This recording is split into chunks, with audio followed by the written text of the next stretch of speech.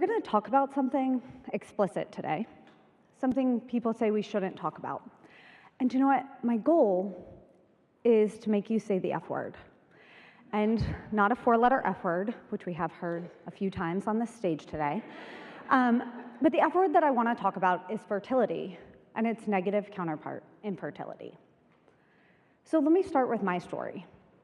It's not really your typical story. I haven't spent years trying to get pregnant. I've actually spent the majority of my life trying not to get pregnant. My husband, he has 2 daughters, teenagers, and a vasectomy, which makes getting pregnant a little bit of a challenge. Luckily, I'm an ER doc, so I love those. And I said, okay, let's do this. We went to an infertility specialist who proceeded to tell us that vasectomy reversal was not an option for us, and that IVF was actually our only option. They then proceeded to tell me that I had diminished ovarian reserve, endometriosis, and recommended I undergo laparoscopic surgery. I had never tried to get pregnant, so I wasn't really ready for surgery. I was pretty sure this was a him problem, and I said, get some sperm, let's do this. So last year at Fix, in my hotel room with my shirt on, and a bottle of champagne, we started my injections for my first round of IVF. And what I didn't know at that time is that IVF is an emotional hurricane. Basically, they jack you up on a lot of hormones, and then they give you bad news day after day after day.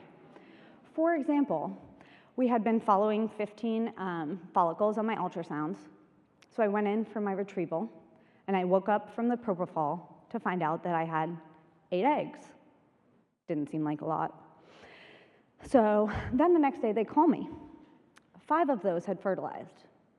Also, not a lot. Okay, so we went in for our transfer 5 days later, and it was October, and we were going to put a pumpkin in my belly, obviously. And when we got in the office, we found out that out of those 5 fertilized eggs, we actually had 2 embryos. Our plan had been to implant 2 embryos, not just to get 2 embryos. And these are my 2 embryos. And so that day, we implanted 2 embryos, and I went home and laid with my legs up against a wall the entire day, trying to force those 2 embryos to make a home in my uterus.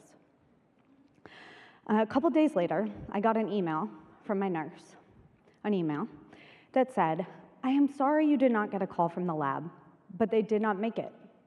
Sad face. No embryos frozen. Sad face. We all break bad news daily in the emergency department. An email with a sad face to a woman jacked up on hormones.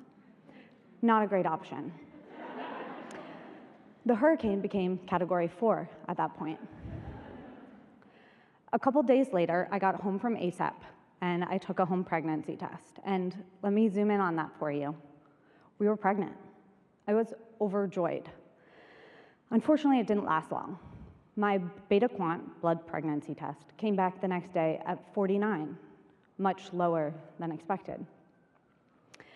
My nurse called and told me that I would have to come back for a 48-hour repeat.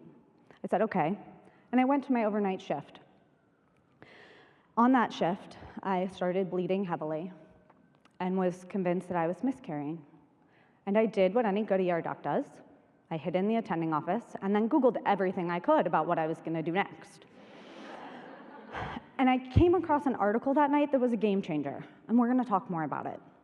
But I had my repeat beta quant, and it was 98, exactly doubled. And at that point, my nurse called, and she said, do you wanna do repeat beta quants every day, or do you wanna just wait for that 6-week ultrasound? I know that patient in the emergency department getting repeat beta quants. I didn't wanna be her. I didn't wanna be a patient at all. I'll wait for that ultrasound, thanks. So I did. And by the time I went in for the ultrasound, I had started to feel pregnant. I had started to think maybe I was pregnant.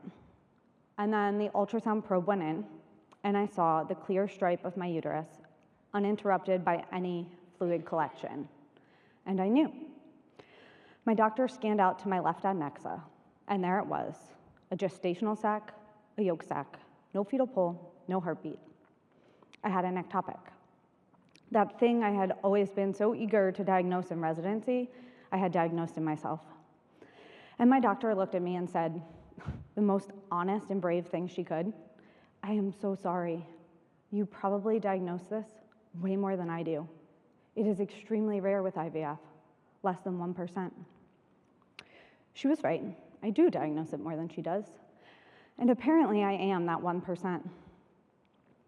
But have you ever wondered what happens when you diagnose someone with an ectopic? I hadn't until that day. I went home, had my residency over for a wellness Thanksgiving dinner, and then went to my overnight shift. I came home from my overnight shift, slept, got up, went to a friend's house, and got my methotrexate injection because my husband, a firefighter, couldn't bring himself to do it, understandably. And I went back to my next overnight shift. And that shift, I've never felt so sick in my life. I realized I shouldn't have been at work. And I apologized to my residents, and I was like, okay, we're done. I got through this, let's move on. And that was until about 5 or 6 days later, when I was home alone, and I had sudden onset of 10 out of 10 left lower quadrant pain that literally left me on my knees, really laying on the floor at one point, unable to get to a phone, and the ER doc in my head was telling me, your ectopic ruptured. You're gonna be found here dead on the floor. You know, what do you do? And so I waited, and finally the pain went away, and I got up and I put on my scrubs because I was supposed to work at 1 p.m. And I drove myself to the hospital. Not even joking. Not the smartest or the most well thing that I could have done. And a girlfriend was there and she ultrasounded me and she told me I had free fluid in my pelvis. I saw the free fluid and I said, okay. She's like, you have to check in. Okay. So I put on patient gown and my husband rushed from the fire station to the hospital. And they wheeled me through my own emergency department through a lot of very quizzical faces to ultrasound. And that was the first time that my professional life and my personal life had truly collided in way too many ways. And it was the first time that I was forced to take some time to grieve because I was told I wasn't allowed back in the hospital for 2 days. And luckily, or unluckily, however you want to think about it, I was the 1% that, no, my ectopic had not ruptured. I just had ovarian cyst on the same side as my ectopic that ruptured. So round 1, I had 8 eggs, 5 fertilized, 2 embryos, round 1 outcome, ectopic. My journey doesn't end there. I underwent round 2 in February of this year, and I had 7 eggs, 3 fertilized, 1 embryo. My round 1 outcome, not pregnant. So in May this year, I underwent that surgery that they had told me to have over a year prior. I was diagnosed with stage 2 endometriosis. It was all scraped out and I was good to go for round 3. So I started round 3 in August, just a few months ago, did my injections, went in for that very first ultrasound, and my body and the drugs just weren't doing the same thing. They said, we have to cancel. Let's have you come back next month. They obviously don't know how any doctor's schedule works. And luckily, I'm the scheduler. So I changed my schedule, and I said, okay, let's do it. Started my injections again. Went in for that first ultrasound, and same thing. My body and the meds just weren't syncing up. So round 3 outcome failed. At this point, my hurricane had become stage 5, category 5. We have categories. I was tired of being the patient in which nothing went right, the patient in which the doctors looked at me and said, it's just you, we don't know. I was tired of being the patient in which the unexpected had become expected. I was tired of being that 1%. So why am I telling this story at Fix to a room full of females and physicians, and some males? That night that I Googled everything in the emergency department, I came across an article that was a game changer.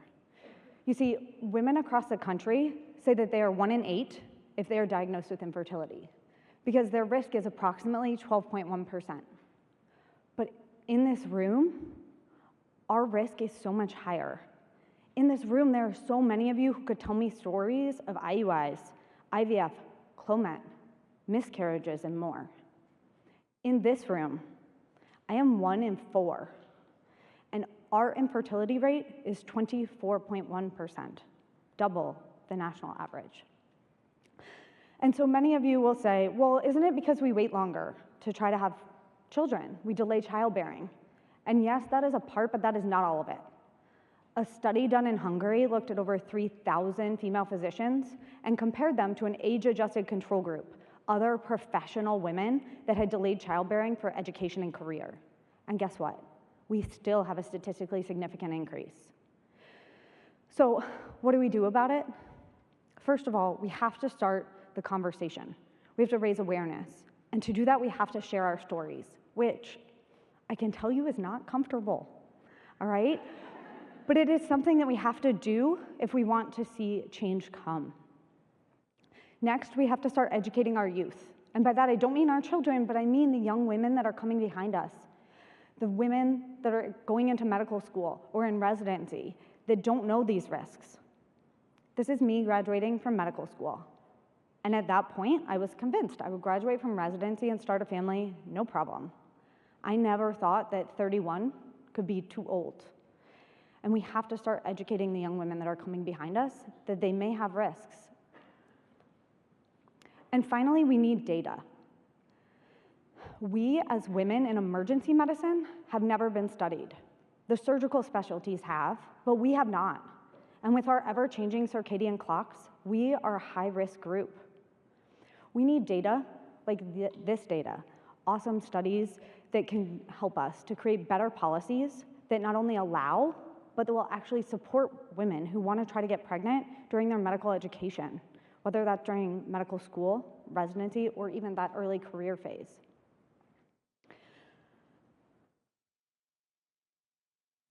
So last year at Fix, I bought this. And I have to tell you that I truly thought that when I stood on this stage today, I would be able to stand up here and say I'm pregnant. And I'm not. But I hope that by next year's Fix, I will have filled this onesie, okay? So, in closing, let's share our stories and our struggles so that others can learn from us. Let's stop the silence. Thank you.